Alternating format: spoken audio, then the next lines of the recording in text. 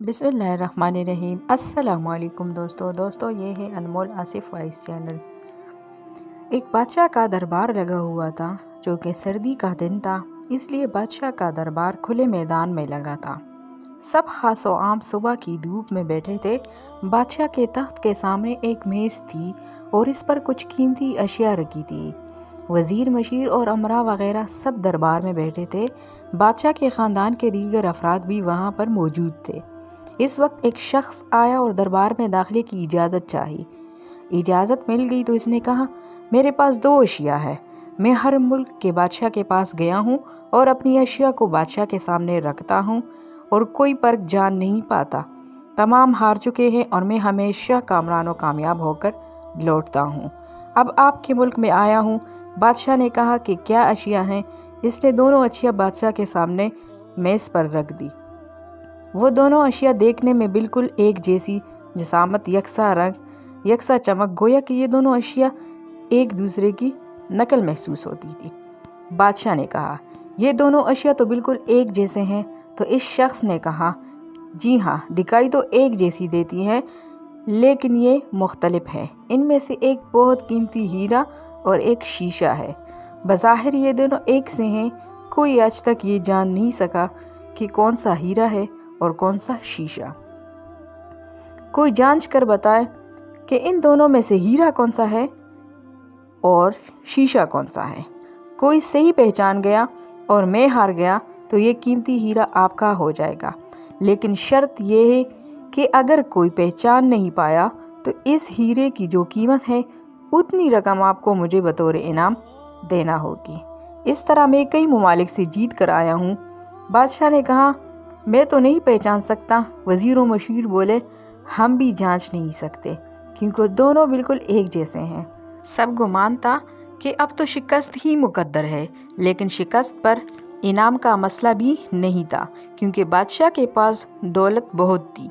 बादशाह की इज्जत का मसला था क्योंकि तमाम आलम में ये मशहूर था कि बादशाह और इसकी रियाया बहुत ज़हीन है और इस तरह इनकी बेइज्जती होती। कोई भी शख्स पहचान नहीं पा रहा था। आखिरकार थोड़ी सी हलचल हुई। एक नाबीना शख्स हाथ में लाठी लेकर आया।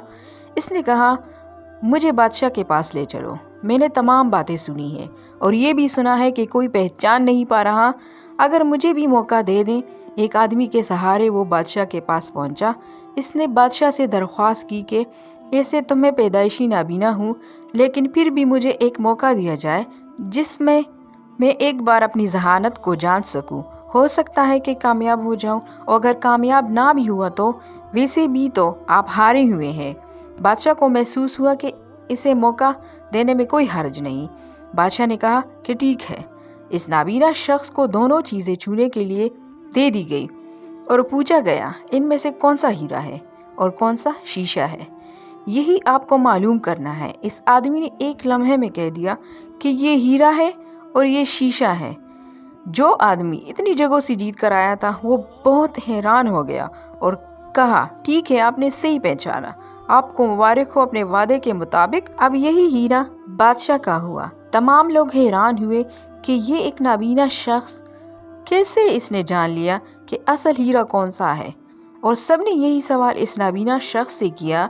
इस नाबीना शख्स ने कहा कि सीधी सी बात है, धूप में हम सब बैठे हैं, मैंने दोनों को छूकर महसूस किया। जो ठंडा रहा वो हीरा और जो गर्म हो गया वो शीशा, क्योंकि हीरा चाहे जितनी देर धूप में पड़ा रहे वो गर्म नहीं होता और शीशा थोड़ी देर में गर्म हो जाता है। मोहतरम अजीज़ दोस्तों, इस तरह ज़िंदगी में भी जो शख्स सख्त और मुश्किल हालात में गर्म हो जाए और हालात का सामना ना कर सके वो शीशे की मानंद है, और जो तमाम हालात में ठंडा रहे वो हीरे की मानंद है। तो उम्मीद करती हूँ दोस्तों आपको आज की वीडियो पसंद आई होगी। अगर आपको आज की वीडियो पसंद आई तो प्लीज़ वीडियो को लाइक करें, शेयर करें, चैनल को सब्सक्राइब करें और अपनी कीमती राय का इजहार कमेंट बॉक्स में ज़रूर दीजिएगा। अल्लाह हाफिज़।